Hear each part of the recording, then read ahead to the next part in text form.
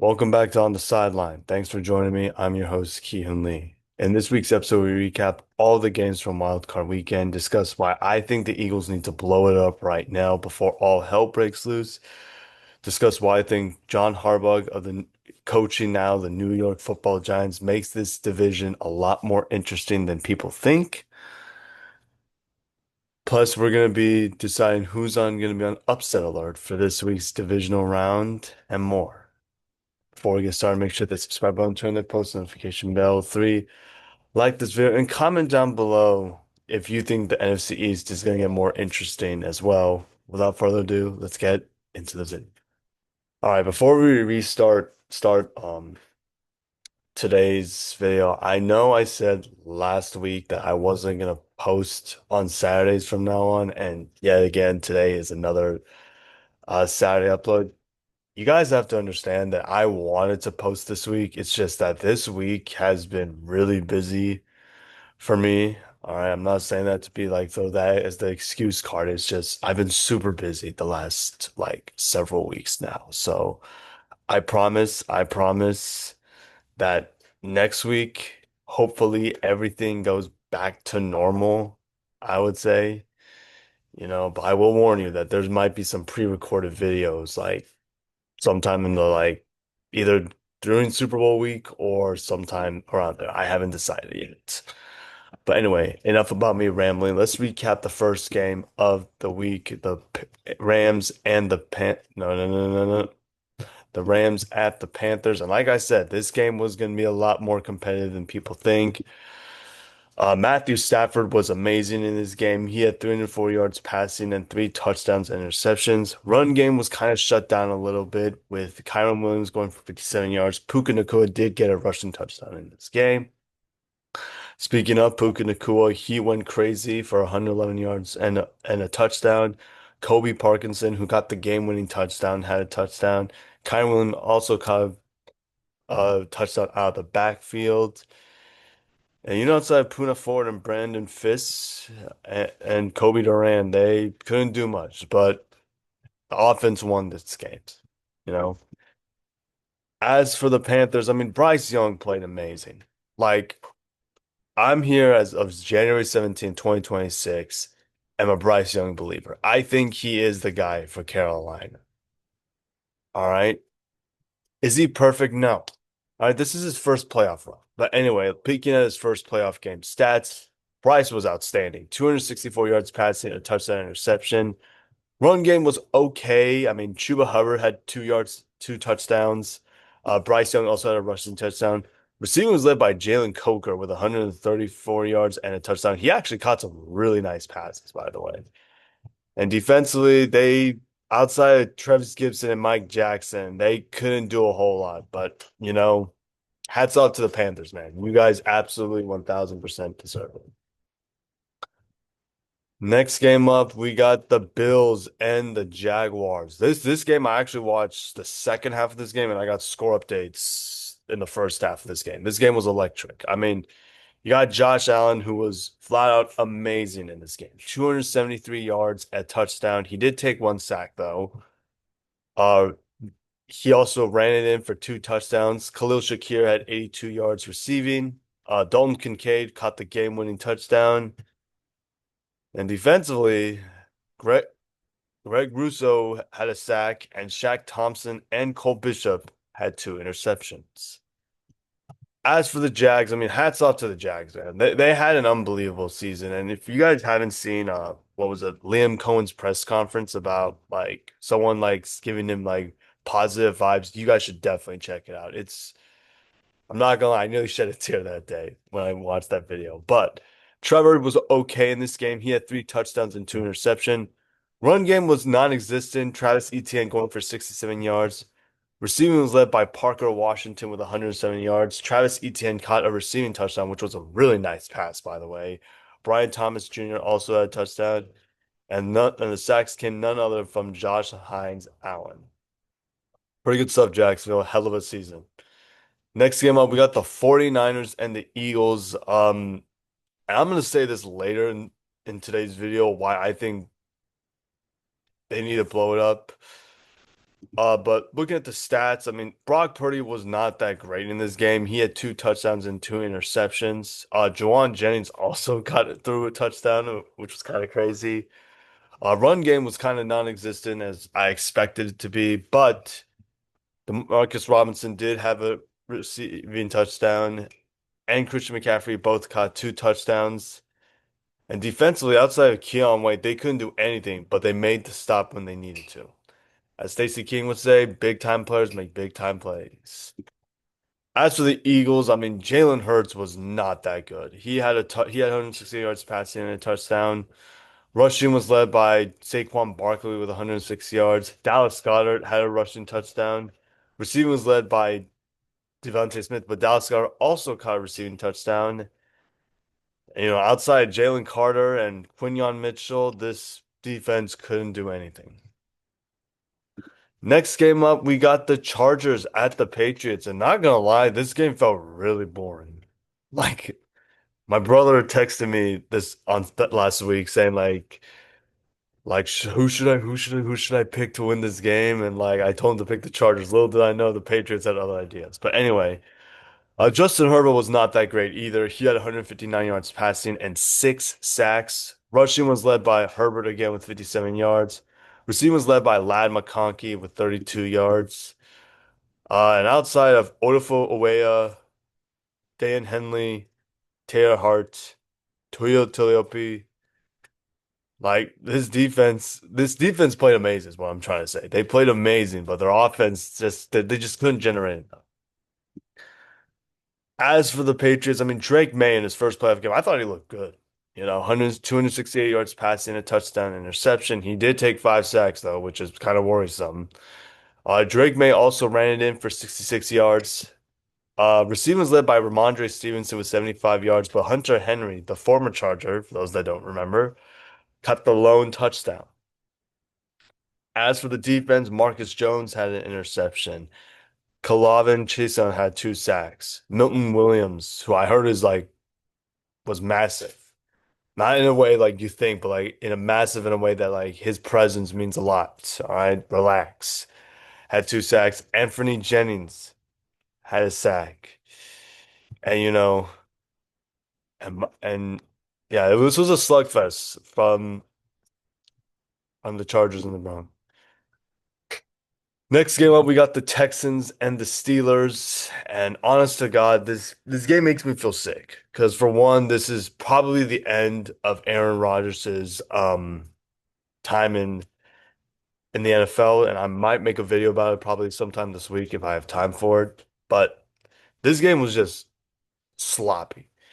You got CJ Stroud going for 250 yards passing and a touchdown interception. He did take three sacks though. Run game was solid with Jotavius Marks going for 102 yards, 112 yards and a touchdown. Christian Kirk had 145 yards receiving and a touchdown. Kalen Bullock had an interception. Sheldon Rankins and Daniil Hunter both got a sack. Will Anderson got half a sack. Danico Autry, like particularly your average, Texans defense day on the defensive side of the ball, but that was pretty much it. As for the Steelers, I mean, if this was Aaron's last game, I feel so sick seeing this happen to him. I mean, 146 yards passing, four sacks. Jalen Warren was okay with 43 yards. DK Metcalf had 42 yards receiving. And TJ Watt caught a fumble. Brandon Eccles had an interception. Yaya Black had forced fumble. Jack Sawyer, Kenan Benton. Like this was a game that I thought the Steelers had, despite the Texans playing poorly, but they have other ideas. And then we got this game. You guys are probably wondering why I left this game for the best for last. Well, I didn't want to, but it was the Packers and the Bears, game three. I mean, Jordan Love was amazing in this game. 323 yards passing and four touchdowns. Josh Jacobs was solid with 55 yards rushing. Receiving was led by Romeo Doubs with a touchdown, with 124 yards receiving and a touchdown. Matthew Golden had a receiving touchdown. Jaden Reed had a touchdown. Christian Watson had a touchdown. And defensively, outside of Carrington Valentine, Lucas Van Ness, like this defense, I'm not gonna lie. And of course, Tyron Hopper, they couldn't do anything. As for the Bears, I mean, Caleb Williams was amazing with 361 yards passing and two touchdowns. He did throw two interceptions. DeAndre Swift had 54 yards rushing and a touchdown. Receiving was led by Colston Loveland, who I think had broke a record for the most receiving yards by a position group in their first playoff game. DJ Moore was solid with 64 yards and a touchdown. Olamide Zaccheaus had a touchdown. And defensively, outside of Austin Booker, they could not do much. So, yeah. Anyway, moving on to our next segment, we're going to be briefly talking about the Eagles because it seems like everybody is wondering, okay, what are the Eagles going to do? Because as many of you guys know, they just fired Kevin Patula, and I said even further that they should just blow it up. And I stand firm belief. I think this team needs to blow it up. All right, like this team, and I said it on my TikTok. Surprise, I have a TikTok. I said this before. This team just looks miserable. All right. This team looks absolutely miserable. All right. And I'm not saying this is a bad thing. All right. Despite winning the NFC East for the first time in like what, like 2006, meaning like this was the first time they had repeat champs because, I just feel like they haven't had a dominant win this season. Like, you guys tell me in the comments section below, what was their best win of the season? All right. Was it against the Chiefs? No, I don't think so. The Chiefs game was like really close. Was it against the Bills when it was 13-12? No. Like my point is they haven't had a dominant win this season. And I just think if they want to be able to like be happy again, they either got to blow it up or someone or either Nick Sirianni gets fired. And I know I'm not the type of guy that wants coaches to get fired, saying, "Oh, yay, this coach got fired." No, it just something needs to happen, or else I just feel like things are going to get even more toxic in Philly. So, what are you guys' thoughts? Let me know in the comment section down below what you think. So, yeah. Moving on to our next segment, we're going to be talking about John Harbaugh going to the New York Giants. As maybe you guys know, John Harbaugh was the head coach of the Baltimore Ravens, and now he's the head coach of the New York Giants. So I'm gonna give you guys my thoughts, and I said it earlier that this makes this division very interesting. I still think this division is the most unpredictable division in the NFL outside the NFC South. All right. I just feel like this division right now is like up for grabs now. I know Philly won it for the past 2 years. Eagles fans are gonna clown me in the comments, but let's be honest here. You guys are on your what, sixth or seventh offensive coordinator in 6 years, which is abnormal. You got the Cowboys who need a defensive coordinator. Um, you got what's their face? The Commanders who I think they're gonna bounce back. All right, but they had hired a new offensive coordinator. I believe they're gonna hire a new defense coordinator. I don't know. But basically, I feel like the Giants right now, I don't think they're gonna be good because the NFC is like really tough.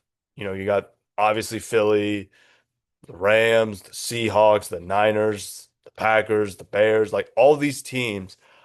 But I will say, if they make the playoffs next year, I won't be shocked at all. I think this team has some talent in them. Like, people are forgetting this team is kind of youngish. All right. They have a solid defense in Brian Burns, Dexter Lawrence, Kayvon Thibodeau.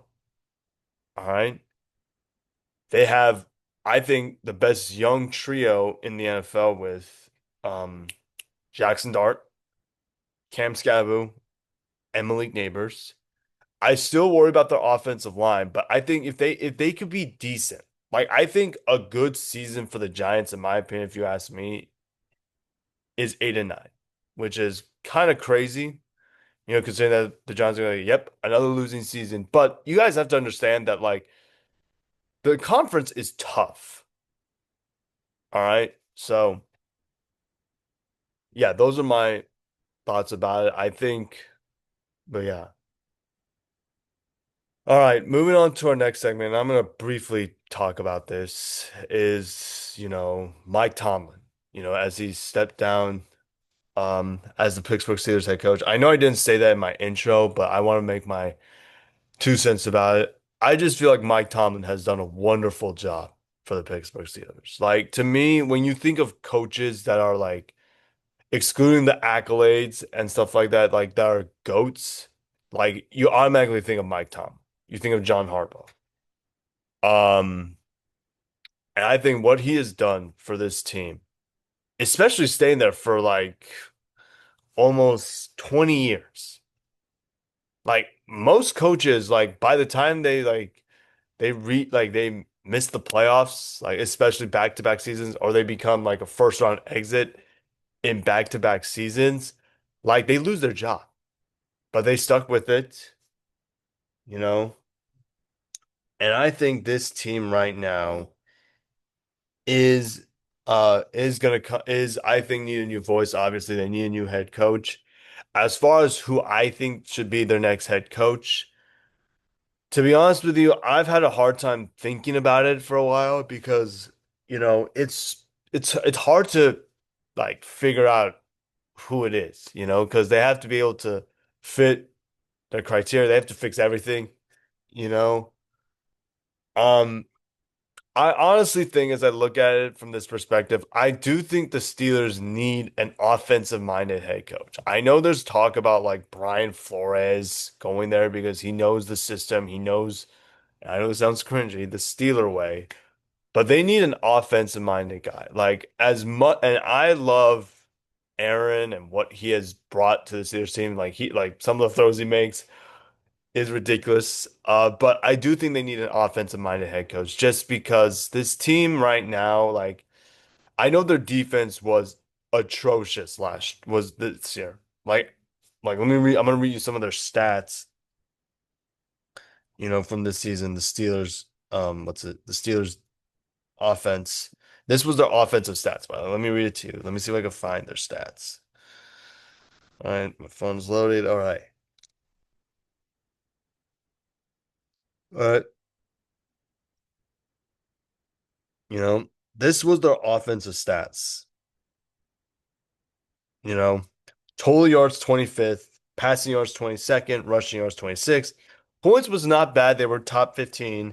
They were down. They were also not bad in 15th. But defensively, like their defense was like awful. You got 28th in total defense, 29th in passing defense. Rush defense was decent. It was 13th. Points 17th, and third down 25th. So I think this team kind of needs like an offensive minded head coach, like a brilliant offensive minded coach. I think, and I know this sounds crazy, I think Brian Dable is a good hire. A lot of people are saying like, why would they hire Brian Dable, this and that? I just think right now, like, I think he can help this offense get better. Obviously you got Clint Kubiak is there. Um, I think, Brian Flores, like I said, Brian Flores is a great option, but I just think right now, as I'm recording this video right now, they kind of need an offensive-minded head coach to bring that offense back to life. And I think once they get their offensive-minded head coach, the defense, if the defense can be decent, like, and the offense is like explosive, this and that, I really do think this team can be dangerous again. But for now, Mike T, congrats on a hell of a career. You're a first ballot Hall of Famer, in my opinion, one of the greatest coaches that I grew up with. Like, keep in mind, you guys, I've been watching football for almost a decade and a half.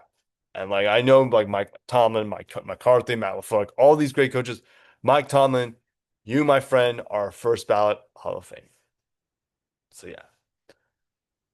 So what are you guys' thoughts on the Mike Tomlin, parting ways with the Steelers? Who do you think the Steelers should hire? Let me know in the comment section below.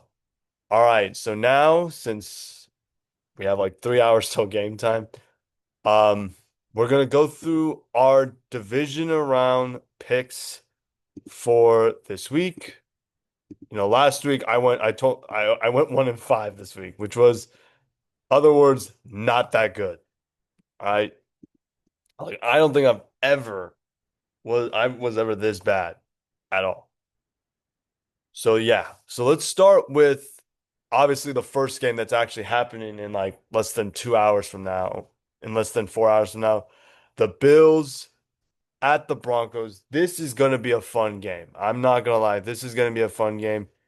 And this is probably one of two games this week that I'm going to have to go back and forth with. But, I've seen what the Bills can do.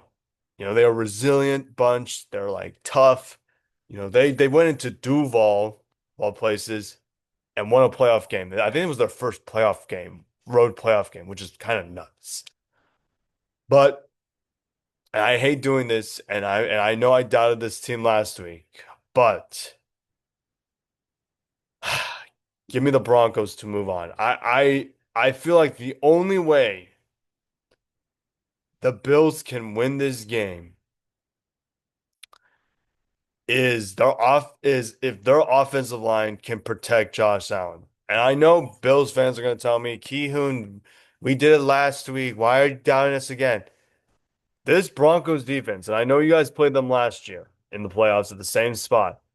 This Broncos defense is not shy of getting 5, 6, maybe 7, 8 if they're feeling it, sacks to the quarterback. All right. I do think the Bills are going to keep it close because, as I said before, they're a resilient bunch.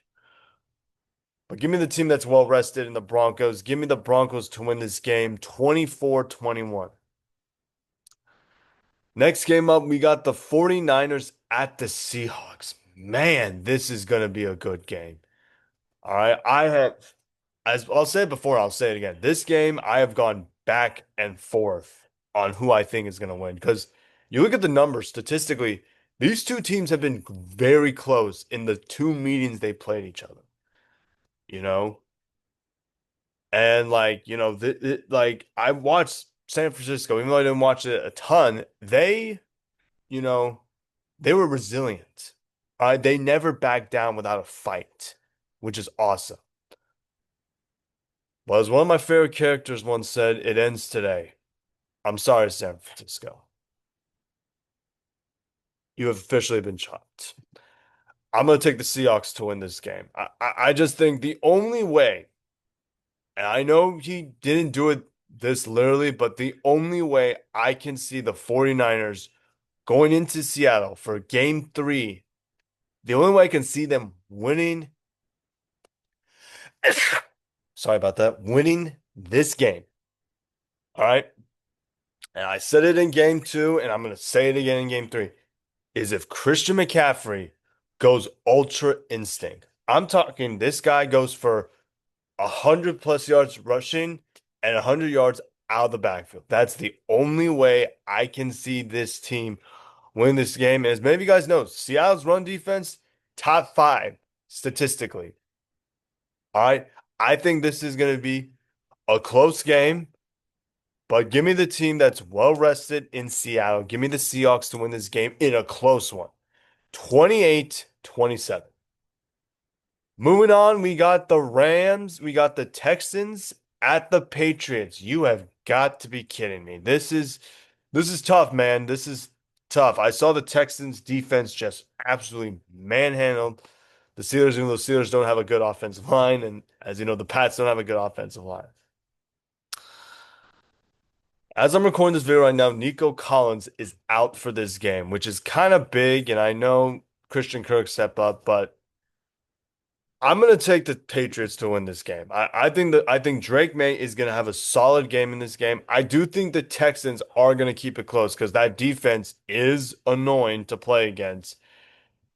Give me the Patriots though to win this game 27-24. Next game, and finally, the nightcap, we're going to call it. The Rams at the Bears. Yeah, call me a hater all you want, soon. Call me a hater. All right. Give me the Rams in this BTA, belt to ass kind of game. I will say it once and I'll say it again. The Bears are frauds. Okay. I think this is gonna be a high scoring game. I really do. But give me the team that has more talent and the two more dangerous receivers in the Rams. Give me the Rams to win this game 37-27. And that is it for my divisional round predictions. So, what are you guys' thoughts on this week's episode of On the Silent? If you did enjoy it, please get a like, subscribe, turn on that post notification bell.